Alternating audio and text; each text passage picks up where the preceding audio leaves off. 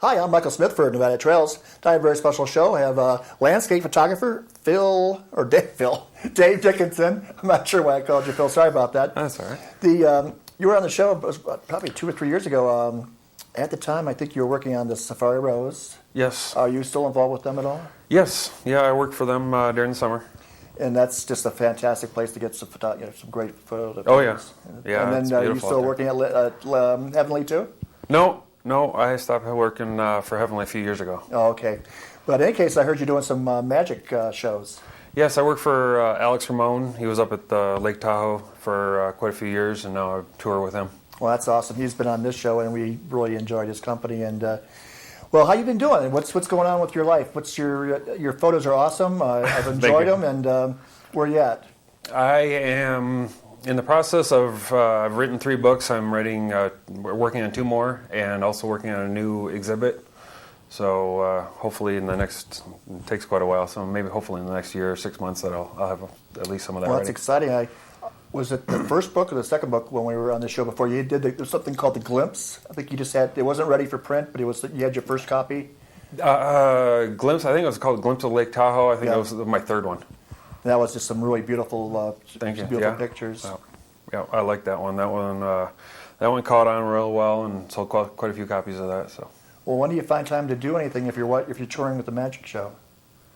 I don't sleep. Oh, you didn't sleep last time either. No, I don't think I did either. No, I'll sleep when I'm dead. I got a long way to go. So. Well, you had some interesting comments before the show started about, as a photographer, you were told by somebody that you should take at least 100 pictures a day because out of that, only 10 will be any good, and then out of those 10, maybe 1 might be usable. Right. When I was going through school for my photography degrees, they would always tell you, go out and we want you to shoot 100 pictures a day. And out of those 100 pictures, usually about 10% are decent that you can work with, and out of those you have a few 1 to 5% of your total that you might actually want to print and sell. And I thought that's great. I don't have a problem shooting 100 pictures a day, but that's a lot of work when you get done and you've shot for 5 or 6 days and you have 600 or 700 pictures, and then you sit and post for several hours a day on your computer to get them done. And what I try to do is shoot as many as I need to get the shot. Hopefully it's not more than 20. And then I can work with that. Just makes it a little easier when you take up 2 terabytes of information on your computer just for photography. That's a lot of information. Yeah, it takes a long time to go through it, and I've been doing that for the last couple of weeks, trying to find some more images for you. Well, you said before your home was kind of a big office. Is it still like a big office? Yes, yes. I have a nice 2-bedroom home, and 1 bedroom is basically one wall is all printers, and the other wall is matting and framing, and then my computer's in the corner. Well, that's awesome. I had a question from the previous show. It's probably something simple, but you said you shot macro and close-up, and some of your close-ups could be icicles off of spider web and things, and off of plants. But I didn't understand macro. Does that mean just a bigger picture like Tahoe or something? Or macro is extreme close-up. Basically, it usually means 1-to-1. So the image you're taking is exactly the same size as the image comes on the camera. Okay. Close-up can be from 1-to-1, but it's usually 1-to-5 or 1-to-10. It's a very close picture, but it's not necessarily like almost a microscope type picture. Okay. Macro would be pretty close to being under a microscope. Excellent. And you said something else I didn't understand. It was a picture of the on Lake Tahoe, one of those little extendo, I don't know, it's kind of a dock with the building on it. Oh, the boathouse? Yeah. And you called it, you had several images on the same picture. I wasn't sure what that meant. HDR. Yes. High, now I'm drawing a blank. High definition. I just thought maybe you brought in a sunset to go with the picture or something. No. It's just the same thing, same picture, but you altered it. Basically what you're using is several pictures shot at different steps. You want 5 to 7 pictures taken from very dark to very light, and then use software on your computer to produce them all together. That gives you a tonal a larger tonal variation, something closer to what your eye will perceive. Because right now there's no camera in the world that'll perceive what your eye does. This helps.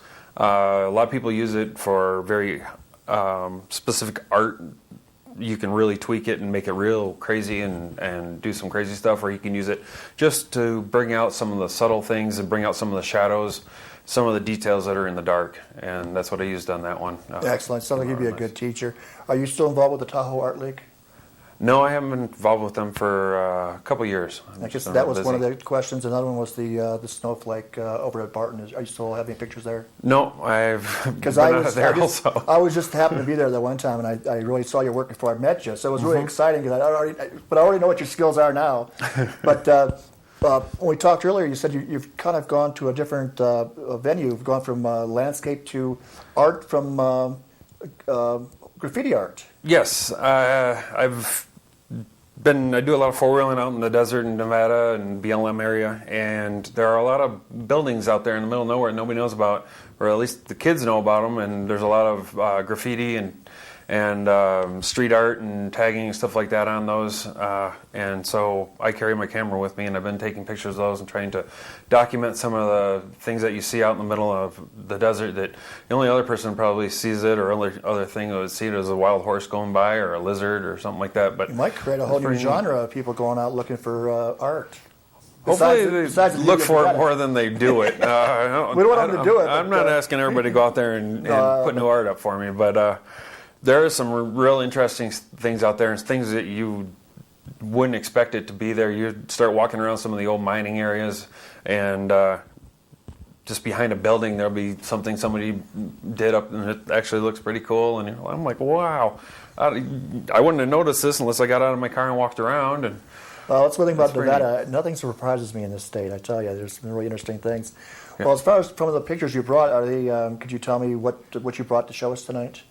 Yeah, I've brought a wide gamut of things. Everything from some landscapes, some black and whites, a couple macro, and then some street art or graffiti that I've done. Excellent. Let's kind of take a look at some of what you got going. Yeah, let me. Starting with this picture, I've done. This is basically a macro shot. Water beads on a plant. And then inside the water bead, you can actually see the trees that are up behind where my head is. Yeah, I see the reflection. And then I've done some colorization, kind of made it a little more artsy instead of just all green and whatnot. Now, on this picture, did you add the water yourself, or is it just there? No, that was there. I went out on a rainy day and shot. I was that was actually out like the Angora area up in South Lake Tahoe. Excellent. I was shooting some Angora, some of the burn area. Because with moisture these days, it's good to see some moisture.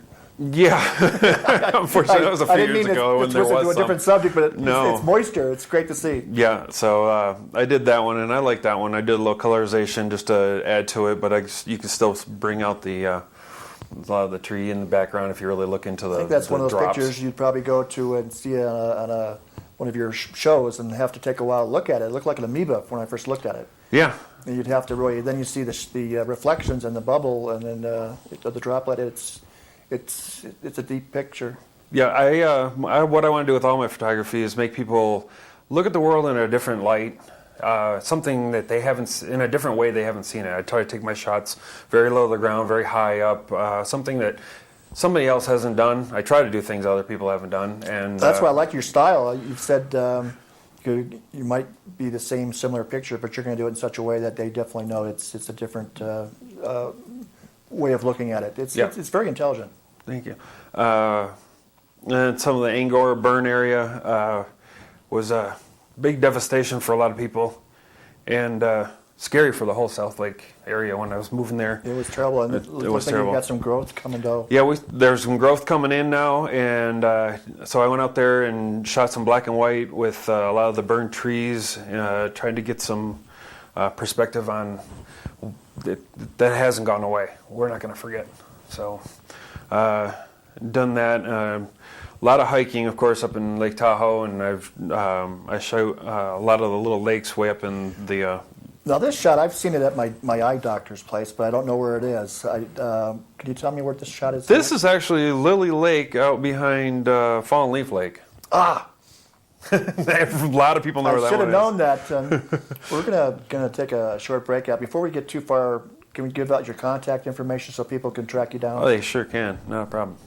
Well, go ahead and give out your information. Sure. You can find me at David Dickinson at fineartamerica.com. Also, Twitter at David Dickinson Photography.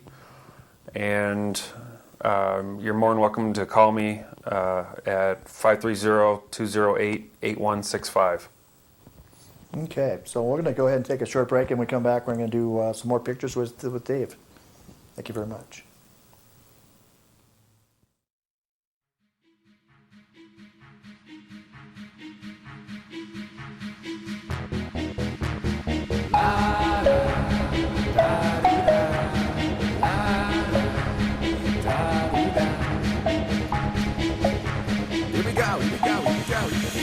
Would you like to see a magic trick? I can make you disappear with the movements of my wrist. Do you like a challenge? Then have no fear. It doesn't matter where you are, you can be down to earth or even up in the stars. Round and round we go again. Are you ready for this party to start? Pop is back, my friends. I'm burning through the atmosphere. Can you see my flames? Stirring up a new drain. Next run is over here. Tame the man with one cage. Reaching hammer to zoo, setting all you want is free. And there's nothing they can do. Because I swing in space like a motherfucking chimpanzee. Going train in the jungle, completely entranced by the dance of the human beings. I don't really know what's gotten into me. I'm like a hardliner that found something to eat. Can you believe it? I'm stepping into the dimension like heaven and hell. Just words enough for me. Quit clenching your cheeks and give me a smile. Let's test my leveraging. You're wild, undomesticated. So there are no limits to the tension that this rhythm can bring. I lift you to the skies, and I'm not done till the most beautiful ladies sing. Wait a second, what was I saying? Oh right, there's a game where we've already reached the other side. More than just the king of the P.O.P. Yes, that just sounds divine. So would you like to see a magic trick? I can make us disappear with the movements of my wrist. Everyone, I'd like you to gather around my kitchen table and listen to each other speak. We're connected together by undetachable cables. No, I'm not taking over the fucking TV. I'm running with rockets at the stables. A Mustang, absolutely free. I opened a box with a Pandora label. Suddenly I shattered it to a billion pieces.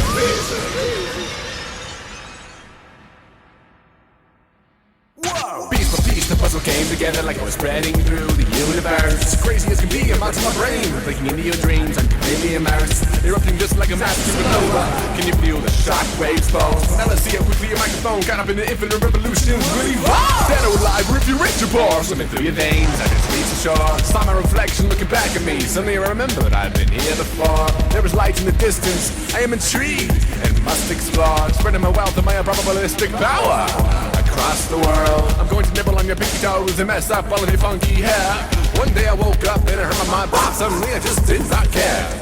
So would you like to see a magic trick? I can make myself disappear with the movement of my wrist. With an entire army standing in front, completely alone, I drop my sword and begin walking right toward them. What's he doing? Didn't you hear me? I've been here before. I'm about to rock this floor. Kick open your doors, sit or stand, follow the flow, and use my own force. I'm just one man, but I have a grand source, pouring into every single glass of yours. Don't you like my really cool ditties? I have another question. Can you get with it? I'll end this trick with the tip of my hat. You are now a witness.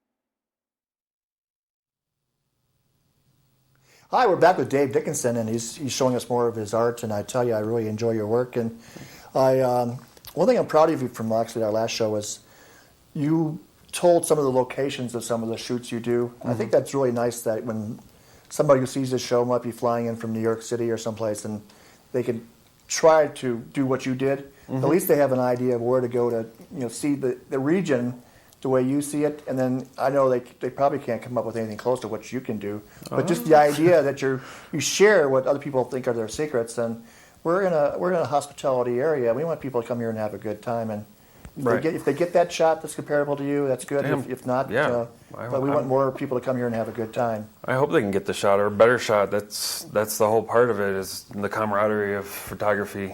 I go out a lot of times and you talk to people and they want to help you and we talk about the photography. And there's others that don't want to tell you where anything was or how they shot it or talk to you about anything. And that's sometimes they're in their own little Zen world and they want to do it. But it's nice when you get to talk to people. The rock around Sand Harbor, they had the tree or bush growing out of Bonsai it. rock. That was an amazing shot, and then you had a shot on top of, I guess it was probably the upper rim of the Tahoe, and you were shooting down at Emerald Bay. Mm-hmm. Those shots are shots that take a lot of work to do. So by giving out secrets or locations, you're just helping photography. You're helping the business. I try to make it so that I see a picture I like, I want to know where they shot it. I try to do something similar to it, or maybe I find a location that's 30 feet over, it gives me a whole nother perspective or whatever, but that's what it's all about. I think you should go into teaching. If people track down your books, can you see some of your books on YouTube or anything? No, I don't have anything online for my books anymore. Okay.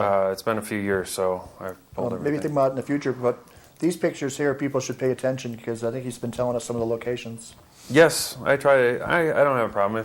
If you want to know location of something, I don't have a problem telling you. You awesome. Can always get a hold of me. Well, this one we have coming up here is kind of a very unusual boulder in a lake that I don't recognize.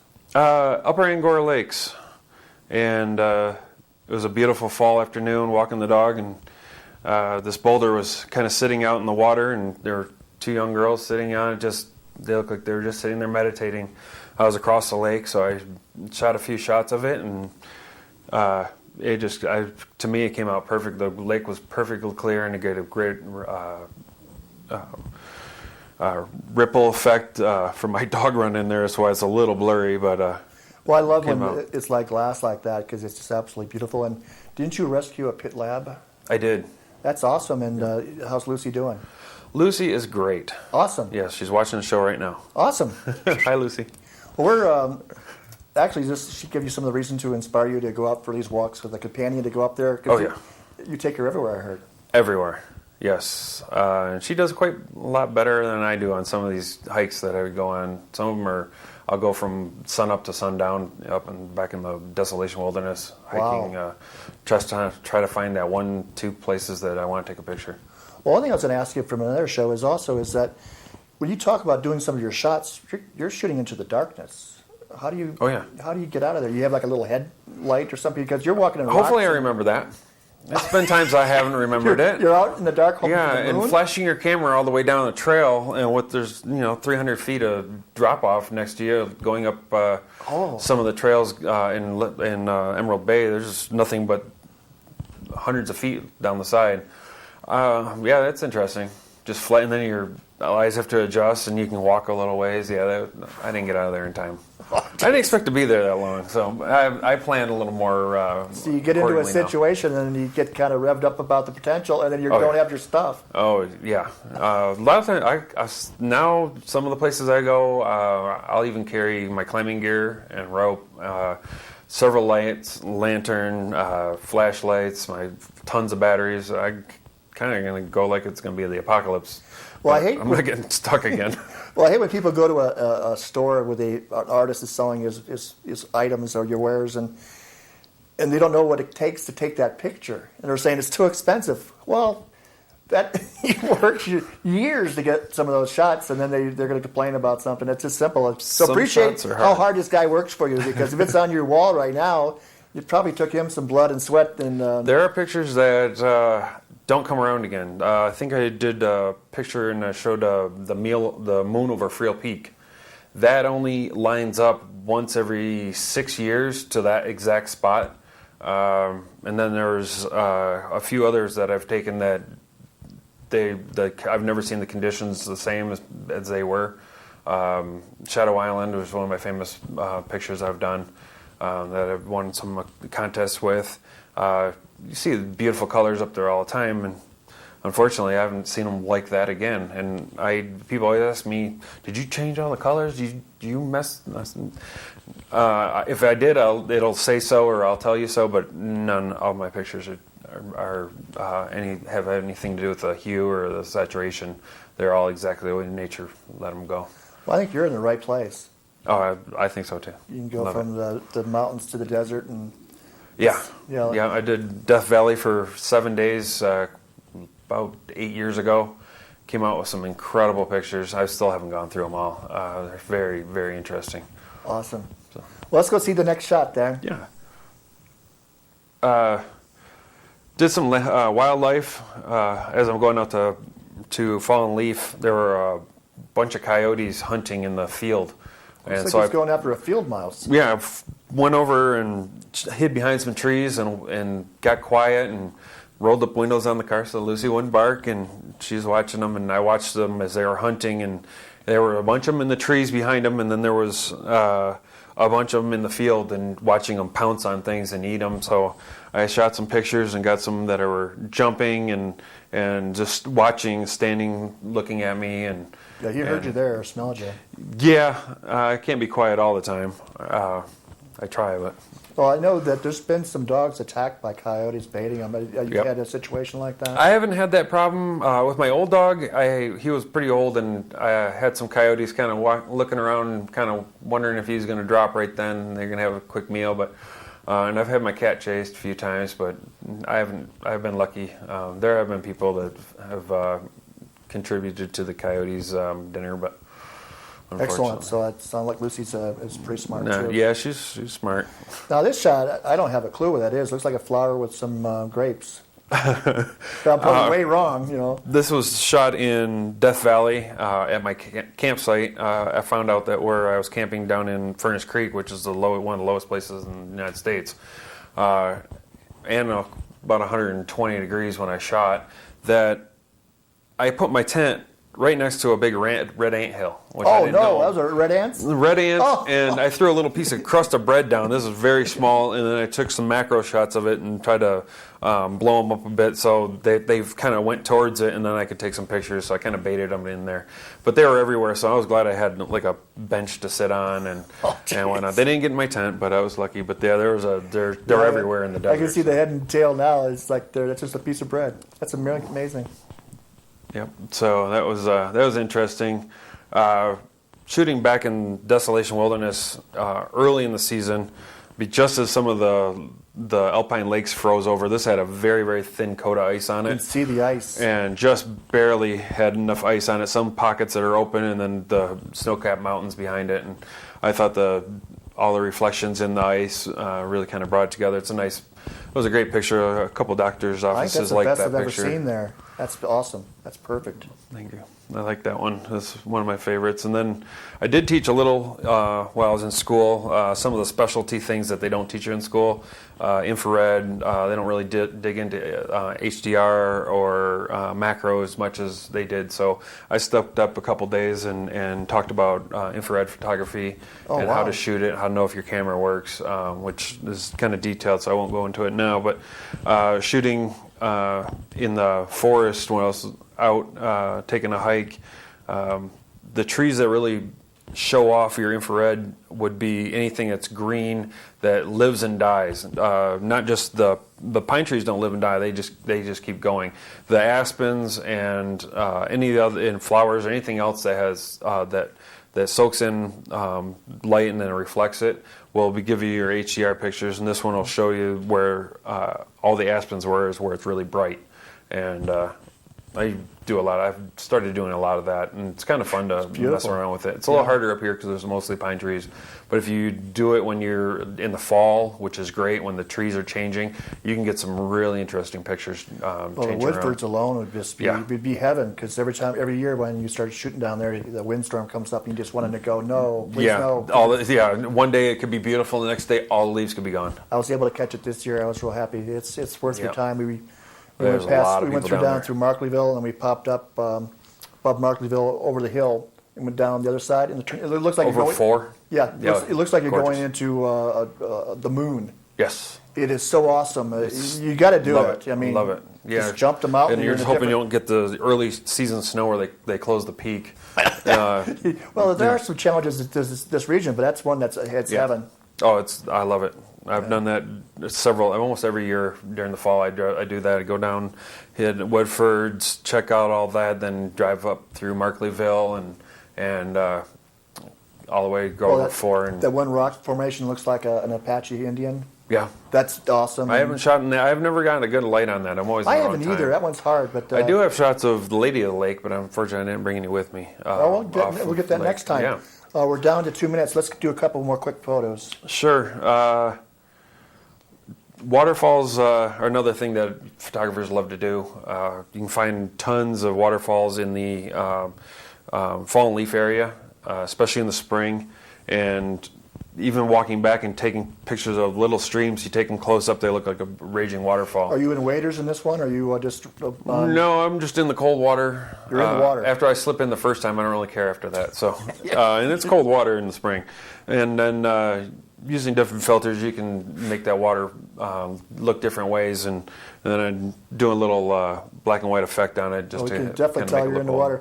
Well, we got to say goodbye, but go ahead and give out your contact information one more time so people can track you down. Not a problem. It's David Dickinson, and you can find me at fineartamerica.com. Also at Twitter at David Dickinson Photography, and my phone number, and I'm always willing to take phone calls and help anybody out, is 530-208-8165. And last but not least, my email would be dickidave@live.com. That's dickiedave@live.com. Well, Dave, thank you for being on Nevada Trails. Not a problem. It's Michael Smith for Nevada Trails, and support your local artist. Thank you very much.